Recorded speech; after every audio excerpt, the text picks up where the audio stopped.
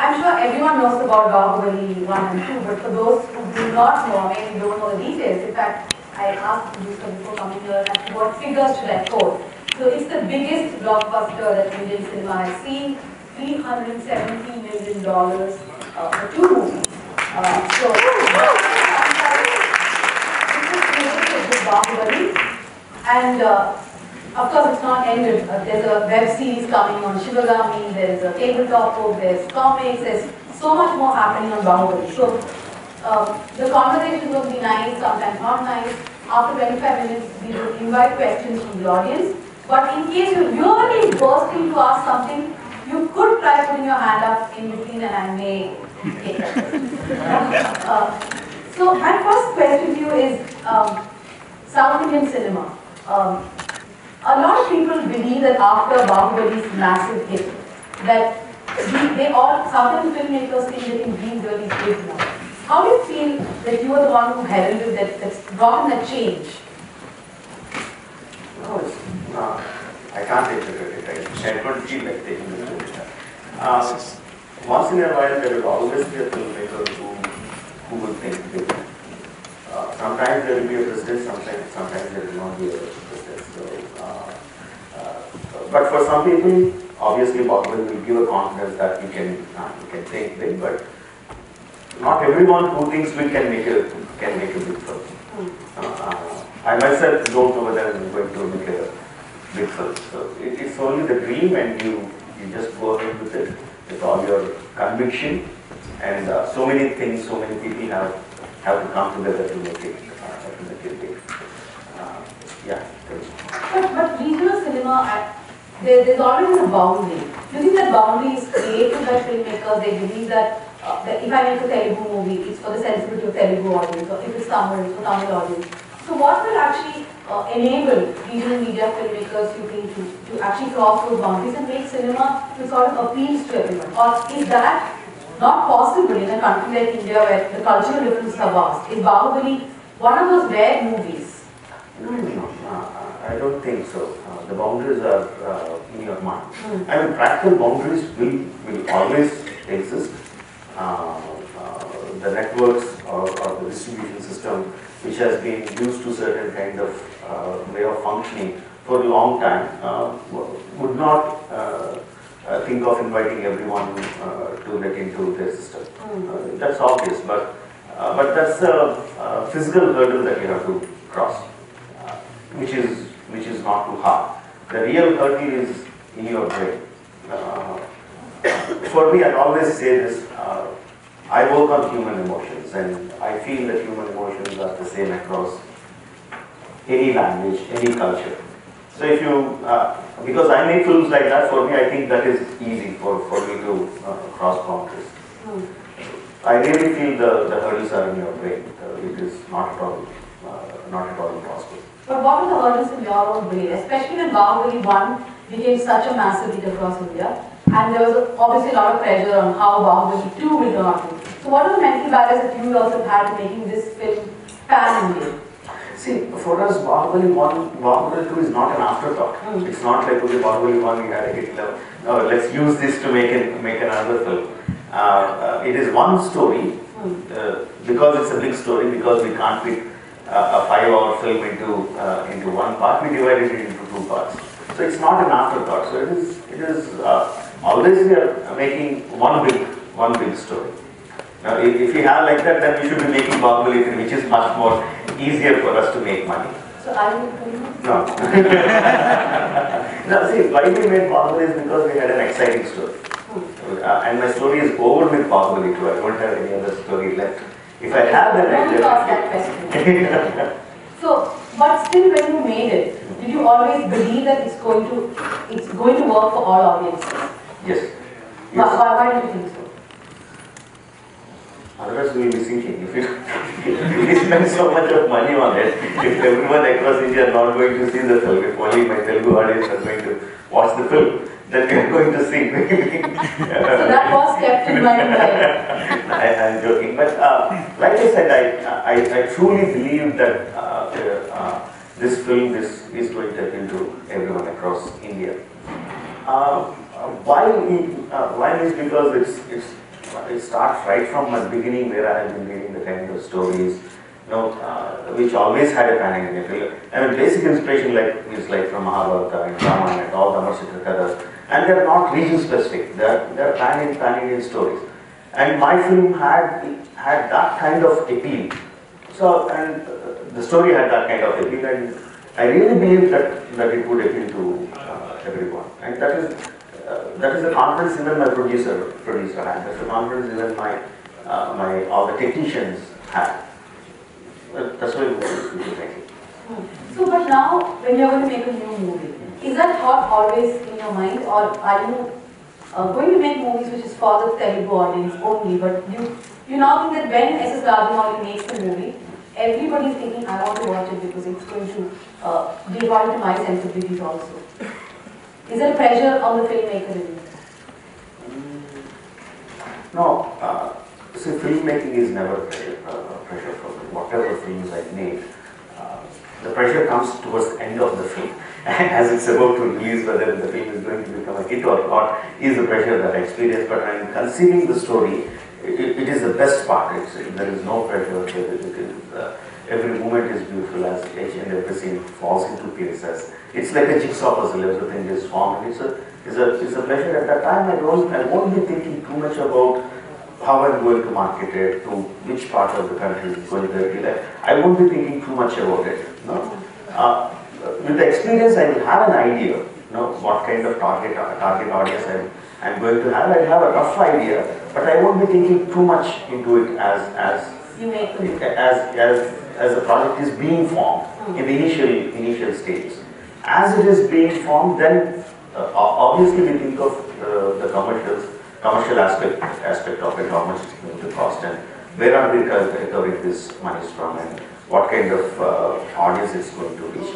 That will come a little bit later, but at the base of it, it is just the pleasure of storytelling. So your next movie, his next movie is called RRR, with two big superstars in Telugu. So is that also going to be a pan-Indian movie? How are you? It is a pan-Indian film because the nature of the stories. It's again a fantasy movie. Don't ask me more questions. But it's going to be a pan-Indian film, yes. Is it going to be in that bigger scale as Bahubali, or?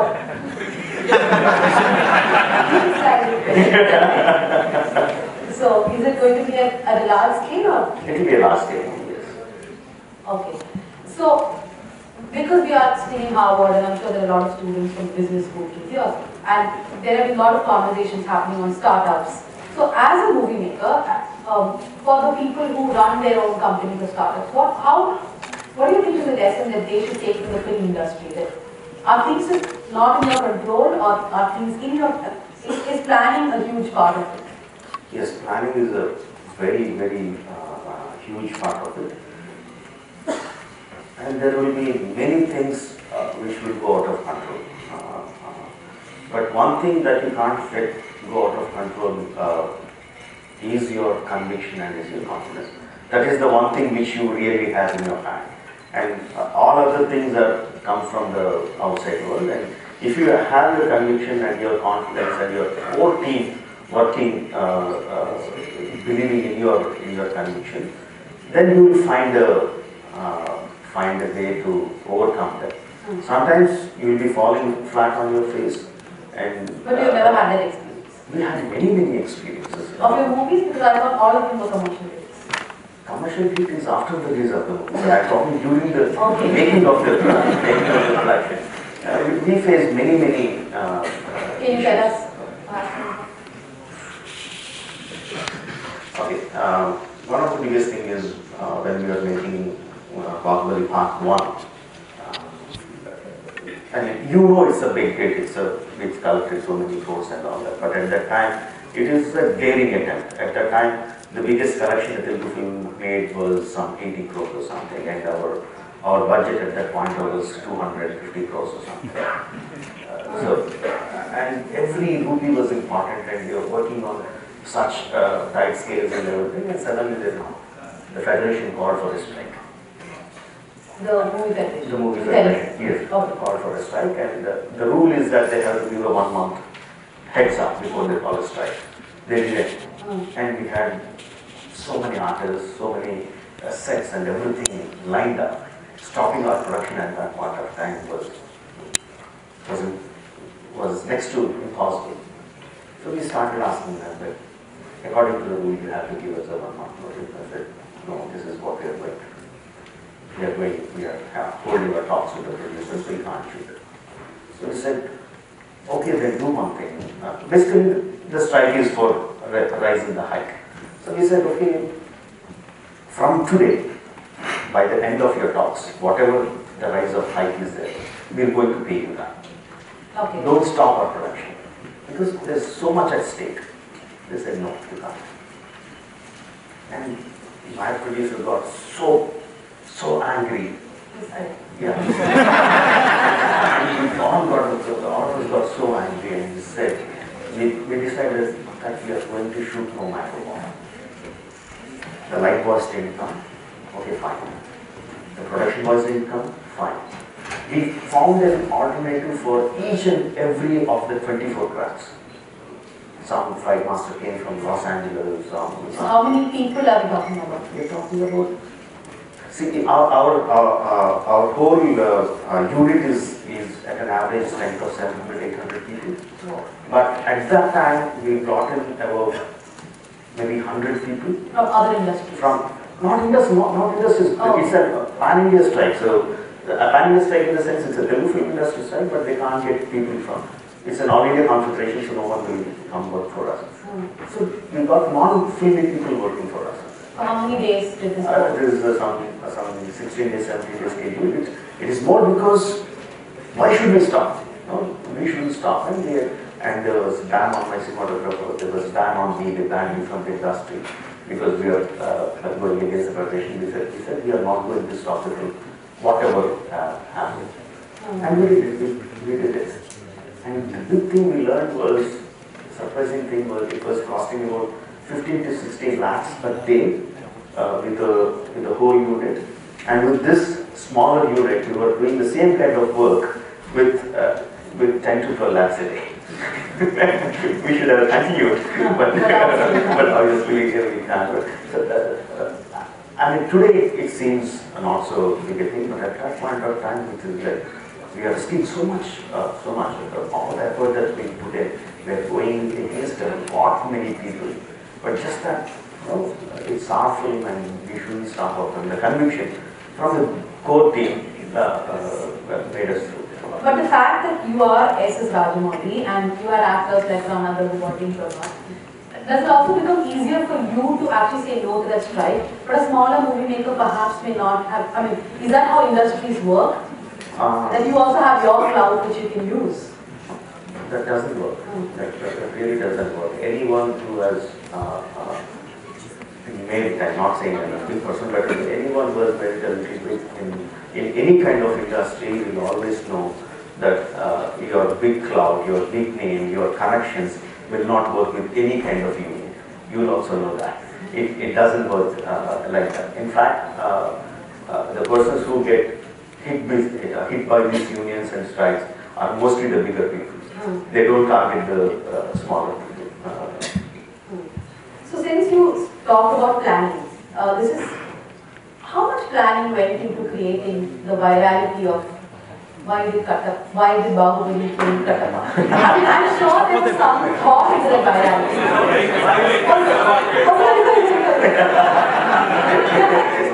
Do not put this hard. So, how much money, how much thought went into creating that virality? And I mean, I'm a big Harry Potter fan. So, before Dumbledore died, for like 2 years, we were like, Dumbledore. No, I'm saying people.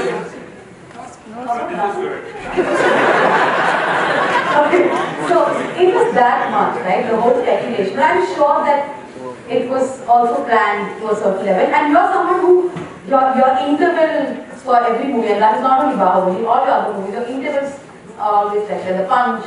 In Bahubali, the first part almost ends like the interval. So tell us about the secret of the viral secret. That's a secret. Okay. When we completed the whole story and then we decided to make it into 2 parts, so there was a long debate on how to split it. Whether we should make it a straight narration, whether we stick to the flashback narration, and where should we stop the first part, and what should be the interval of the first part, what should be the interval of the second part. So a lot of discussion, so we decided, okay, let's make it a flashback narration and we'll stop the first part at the end of the war. But because it's a flashback narration, we started with a certain set of characters. Right? We started with Mahendra Bahubali, we started with the villages, we started with Kattappa, narrating the flashback. And we are ending the film with a different set of characters, with Shivagami and Amrendra Bahubali. We thought that was not nice because this set of guys have started narrating the story. At the end of the first part, we have to come back to them and give a proper ending. And there was no emotional high in this. At the end of the war, there is an emotional high. And just coming back and saying, okay, let's tell the story 6 months later is not going to make people talk about it. There is no emotional high. So we thought, okay, let's give an emotional high. Let's put some part of the second part here to make it interesting for the people. Maybe we thought which is the best part, killing, that is the best part. Okay, let's put it as there. And I really didn't think of it as a cliffhanger ending. Okay, I thought it was a nice ending for people to look forward for the second part. That's why if you watch the film, you will see even the music and everything are very poetically done. Even the killing of Bahubali is like a silhouette shot with fire burning in the background, with slow motion shot, with hair flying and everything. It's a poetically, musically done. I didn't expect it to be a viral this thing at all. In fact, we didn't have Why Kattappa Killed Bahubali as a tagline for the second part when we released the first part. After the film was released, after people started asking the question, then we thought, okay, this is nice. So how did you add to that movement, the question of why did Kattappa kill Bahubali? I didn't do it, people did it. It was completely organic, you're saying? Completely. Once it started becoming viral with the people, then we thought, okay, let's use it. So how did you use it? Tell us. It's simple. Then we started putting it in the publicity and everything. We started releasing the posters with WKKB and every interview you were asked. Sorry? Every interview you were asked. Why did Kattappa? Every interview, every person I met, every greeting, it was the same thing. Are you missing that now? That people are no longer asking, why did Kattappa kill Bahubali? See, when people ask why Kattappa killed Bahubali, they obviously know that I'm not going to give the answer, but they're not expecting the answer. It's a kind of greeting. You're saying, hi, Kattappa, like that. It's a kind of greeting. Yeah, it's every part of Bahubali. Everyone does, but it's a part of life that's done. We are moving forward. So is RRR going to be 2 parts or is it 1 part? So you're not going to have any So you have experimented with fantasy quite a bit, not just Bahubali, even before that, Magadha and other movies. When do you think Indian movie makers can really start making fantasy movies at perhaps a Hollywood scale without budget constraints, or are they forced to then make a movie which is completely pan-Indian? I'm talking about the fantasy genre. See, as Indians, our culture started with fantasy storytelling. Right? We have fantasy storytelling in our blood, in our DNA. We are brought up on fantasy storytelling. It's just that our industry is fragmented into regional film industries, and we don't have that kind of budgets to tell in a bigger scale. But again, budgets are only one constraint. It's not the whole constraint. It's not just that you have a big budget and you can make a good fantasy. What are the other? Like I said, it's in our brain. Even without budget, even without big budgets, you can make You can make fantasy films. I mean, in another way, Iga is a fantasy film. It's not a realistic film. It's a fantasy oriented film. And compared to that, you have other films. It's a big budget, but it's not a very big budgeted film. So if you have the want of telling the story, whether it's fantasy or any other film, the drive should be in you to tell the story. So that is the biggest constraint, not having a drive, and always thinking in that commercial format. What is the format? So the biggest problem that we have today in India is that we have certain commercial films. I love commercial films. I make commercial films, but everyone tries to make a story in the same format. No, whether it's a big film, small, medium film, smaller film.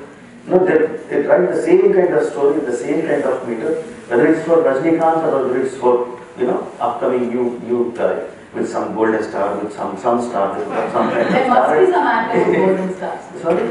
Who's got golden stars, I'm sure. Yeah, I don't mean Golden star Ganesh. Oh, maybe I don't mean just about Ganesh. I'm just saying everyone wants to go into the same format. Okay, hero wanting to become a star is fine, but all the story writers making that kind of stories is not a good thing to happen.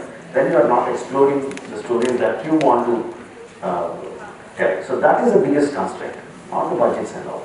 But will we ever see franchisees? Like I was talking to Mr. Shobhi yesterday, he said that there is a Shivagami web series coming out. But are we like still many years away from creating like Narendra or something that Marvel and Universal does? Do you think we are ever going to? We are aspiring to do that? I'm actually surprised that we were not able to create a franchise till now. Our franchisees have been our stars. No, never been characters. I myself don't know why we haven't been able to create characters and make those characters a superhero. In that way, our biggest superhero is Chota-Bheem, I think. Franchisees. We should be doing that. I think the time is right now to create characters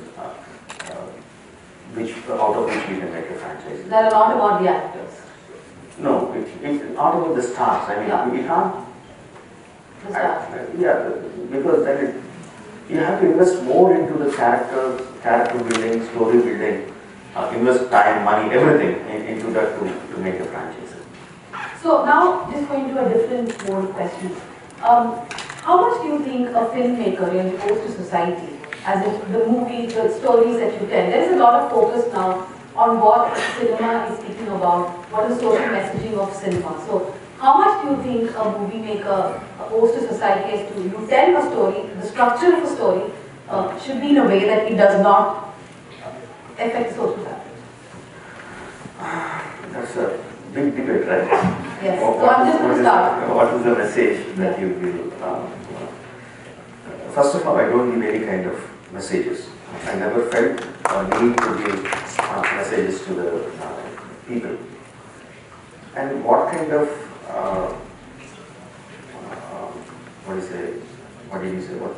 what do you owe to the society? A filmmaker or any other person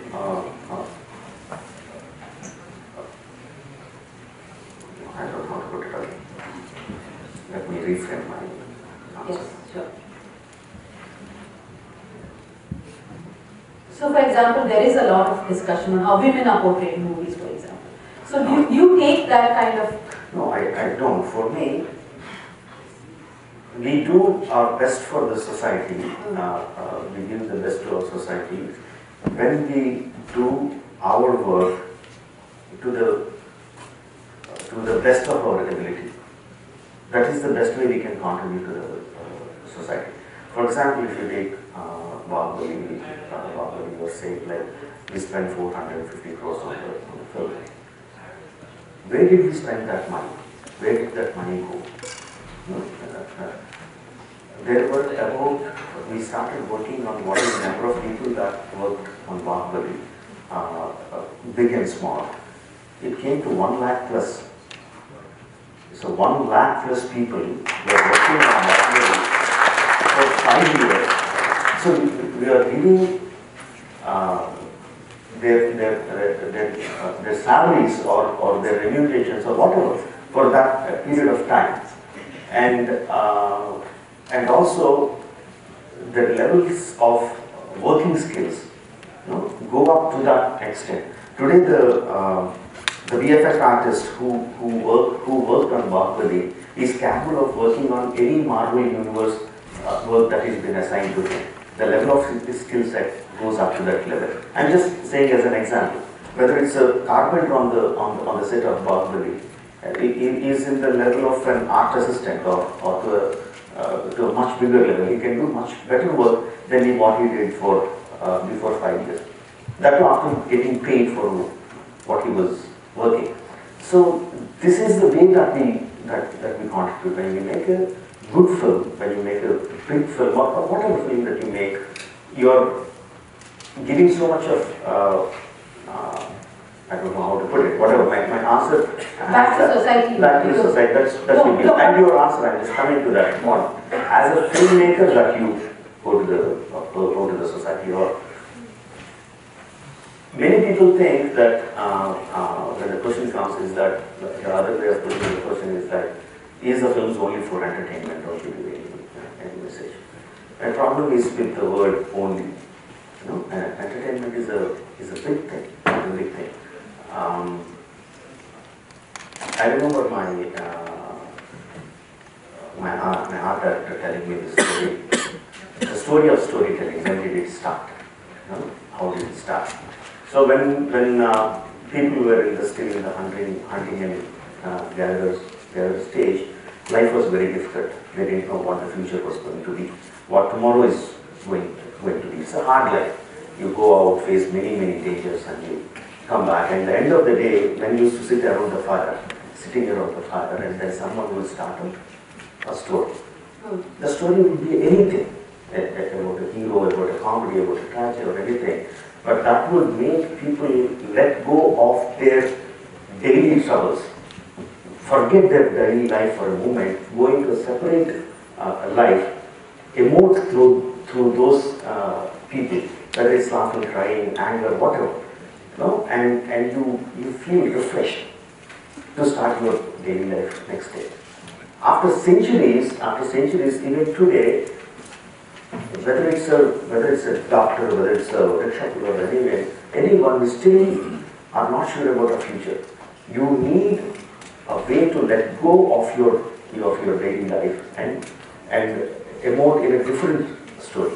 That is what we do we call it entertainment, but what we are doing is that we are taking off these emotions for the time being, make them emote in a different story, refreshing them and going back to their life. That is what we do. And if I do my job correctly, that is what I'm giving back. No, I understand your point that cinema gives a lot of employment, that cinema is also about entertainment. But what I mean to ask you is that, for example, through the Me Too movement, or even the conversations around feminism and feminine about how women are portrayed in movies, there's a lot of criticism on the character of Avantika. I mean, I was reading up on this movie called Vikramarkudu, where the hero has obsession with the heroine's navel.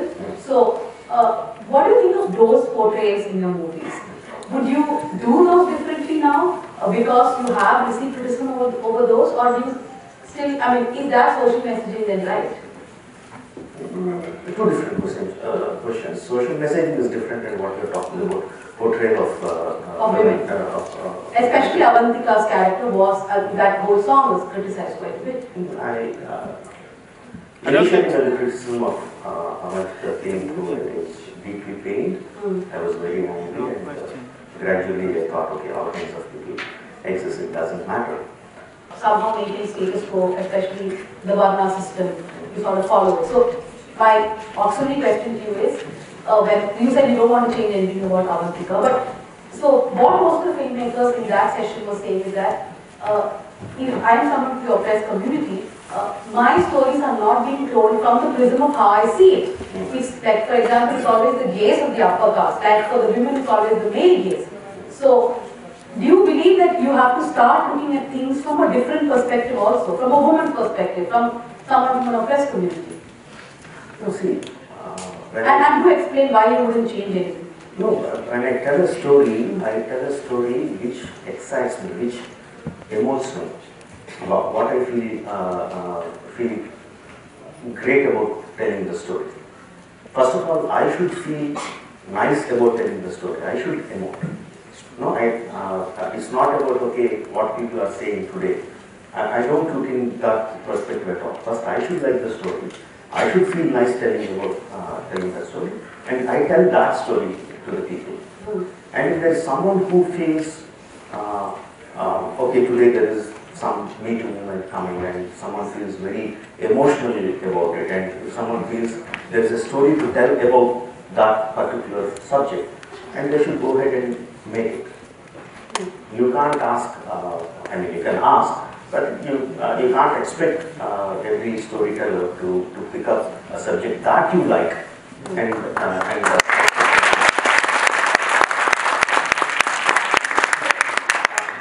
So if you had no budget constraints, if nobody has putting any pressure on it and it has to become a hit, and you don't have to work with stars, what is the movie that you would want to make?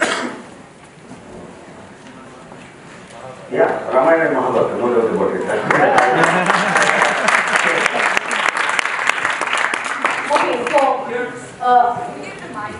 only those who come to the mics, do not camouflage comments as questions.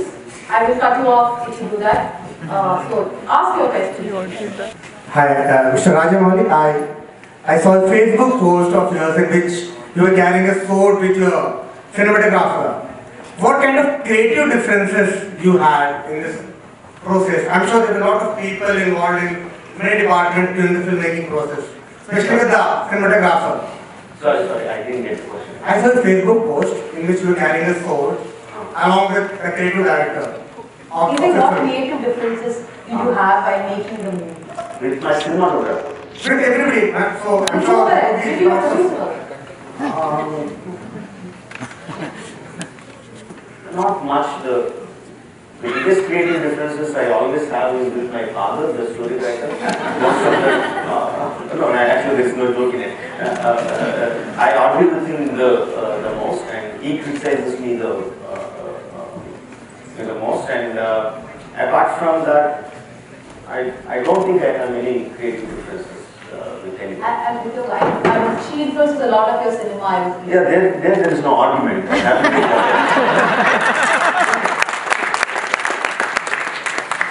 Yes. So, you mentioned that you wouldn't change anything about Avantika in the film, but there are other things that you would change. Can you give an example of a few? Yeah, the reason why Shivgami made a decision to kill Amarendra Bhattacharya, for me that was not strong enough. By making the story, we thought it was strong enough. By making it towards the end of it, I felt it was not strong enough, and still I feel it is not strong enough. There should be something else why she decided to kill them. Yeah, that's one of the Thanks for being here. Okay, now we just go to that side. 1 minute. Thanks for being here. Just a quick question. With data becoming cheap and Netflix and Amazon Prime entering the digital platforms, do you think it will have an impact on the type of movies which are being made or the structure of cinema which people want to take? Just to get your opinion on that. There will definitely be a big impact. The biggest impact would be initially earlier cinema or mainstream cinema was is the only platform, at least for 80-90% of the people, to tell the stories.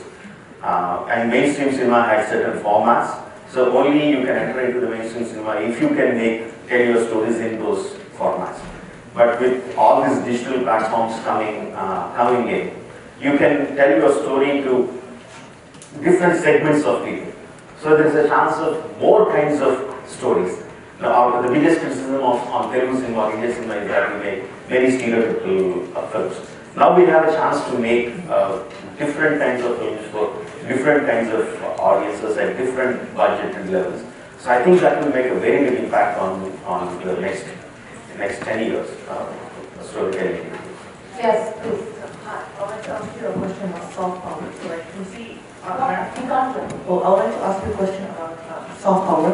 So like if you see Hollywood is like a great example of how America extends its influence like to many other countries. And like China is trying to do the same with this industry and trying to increase soft power. Do you think like Indian cinema, like with its like growing success, could increase India's soft power abroad? Could Indian cinema increase its soft power abroad? I'm sorry, I don't know what is Soft power. Like, so soft power is like a concept where countries increase their cultural like influence over other nations, while hard power is like a military. Soft cultural influence on other countries. Frankly, I don't know the answer. If that helps us reduce the influence of the West on us, that will be a good.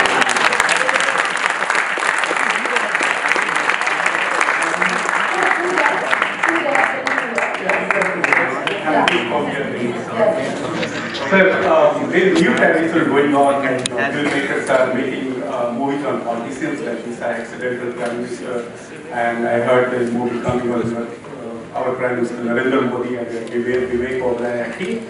Let's say somebody come to you like Rahul Gandhi or Donald Trump. You know? they say, if you say, okay, you are a great filmmaker, can you make a movie on my autobiography? Do you think you will be interested to doing that? Would you make? No, but where is the story? I need to see an emotional story. I want to ask a small question. Those of you who don't know, he also supported Mr. Jaitley and Lok Sabha. So, do you ever see yourself in politics or supporting politicians in Andhra and Me in politics, no. My stint with politics ended with JP opting out of active politics. The only politician whom I really admired, whom I really liked is Dr. JP.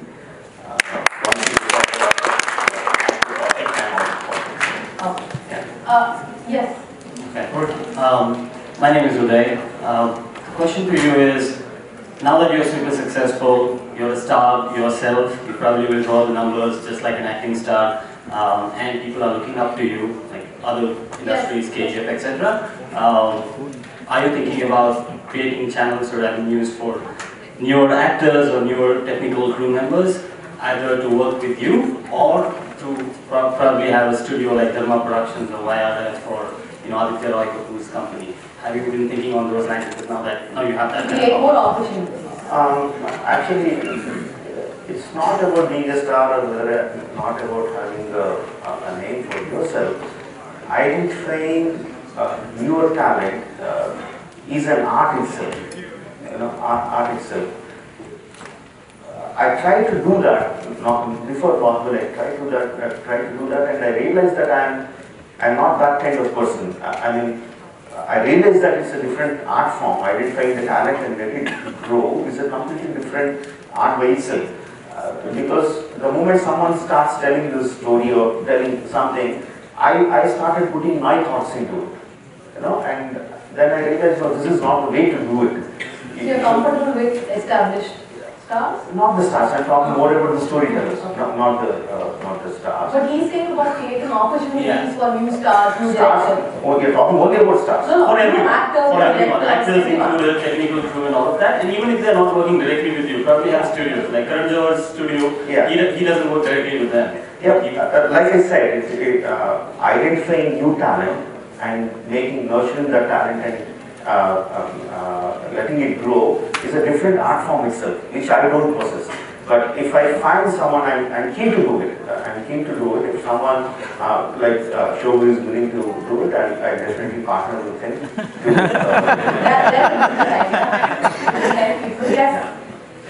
I have a question. Oh, hi. So when I watched the movie Bahubali here in Boston and went with a bunch of friends, I think the one scene where everybody, all the women including myself, everybody stood up and started clapping was when that guy's head was chopped off because he touched the lady without her permission. So look to me like in your storytelling, even though you said you don't look for social messages, there's always women empowerment or there's other things embedded in them. So my question is, what are the top 3 things you look for in a story to be successful? Story to be successful is different. Or you want to direct? Yeah, definitely. There are no 3 things, there is only one thing, which I've been saying again and again, that I should feel emotional about that particular story. I should be able to visualize as the story is being told or as the story is being formed. I should be able to visualize that in my head, and that visual should stay with me for a considerably long time. Then the story will be dictating me, as if the story is a person and dictating me to tell, to bring that onto the screen. So that's the only criteria. I mean, the story needs to be good, but what elements are the 3 Okay, things? I'm sorry. No, I mean, That's I'm only going to one take one thing. more Like I question said, and then. that's the only thing. It should be moving. Yeah, last question. Rajamouli garu, namaste. So I have a question. How many languages we have released Bahubali so far? And do No, you I have, didn't Google that. do you have any, Can you do your question, like a real question? do you have any plans of releasing in more languages? And how No,